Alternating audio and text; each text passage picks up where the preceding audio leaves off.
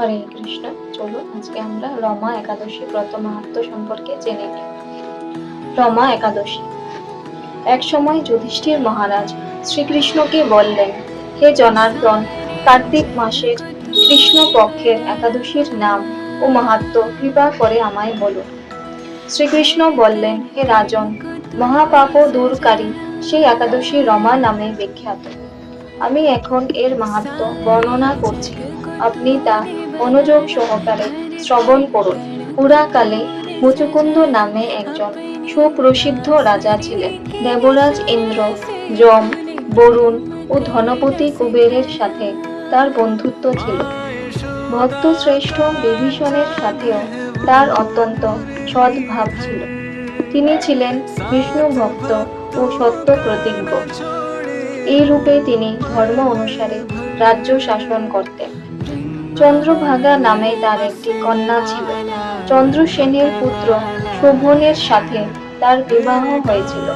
শোভন এক সময় শ্বশুর বাড়িতে এসেছিল।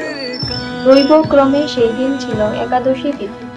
স্বামীকে দেখে পতিপরায়ণা চন্দ্রভাগা মনে মনে চিন্তা করতে লাগলো, হে ভগবান, আমার স্বামী অত্যন্ত দুর্বল, তিনি ক্ষুধা সহ্য করতে পারেন না। এখানে আমার পিতার শাসন খুবই কঠোর। দশমীর দিন তিনি নাগরা বাজিয়ে ঘোষণা করে দিয়েছেন যে একাদশী দিনে আহার নিষিদ্ধ। আমি এখন কি করি? রাজা নিষেধাজ্ঞা শুনে শোভন তার প্রিয়তমা পত্নীকে বলল, হে প্রিয়ে, এখন আমার কি কর্তব্য তা আমাকে বলো।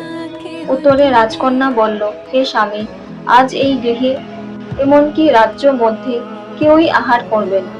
মানুষের কথা তো দূরে থাকুক, পশুরা পর্যন্ত অন্ন জল মাত্র গ্রহণ করবে না। হে নাথ, যদি তুমি এই থেকে পরিত্রাণ চাও তবে নিজ গৃহে প্রত্যাবর্তন করো। এখানে আহার করলে তুমি সকলের নিন্দা ভাজন হবে এবং আমার পিতাও ক্রুদ্ধ হবে। এখন বিশেষভাবে বিচার করে যা ভালো হয় তুমি তাই করো। সাধবী স্ত্রীর একথা শুনে শোভন বলল, হে প্রিয়ে, তুমি ঠিকই বলেছ, কিন্তু আমি গৃহে যাব না, এখানে থেকে একাদশী ব্রত পালন করব। ভাগ্যে যা লেখা আছে তা অবশ্যই ঘটবে। এইভাবে শোভন ব্রত পালনে বদ্ধপরিকর হলেন।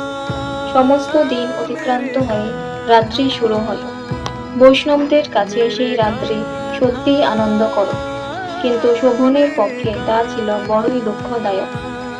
কেননা ক্ষুধা তৃষ্ণায় সে ক্রমে দুর্বল হয়ে পড়ল। এইভাবে রাত্রি অতিবাহিত হলে সূর্যোদয় কালে তার মৃত্যু হলো।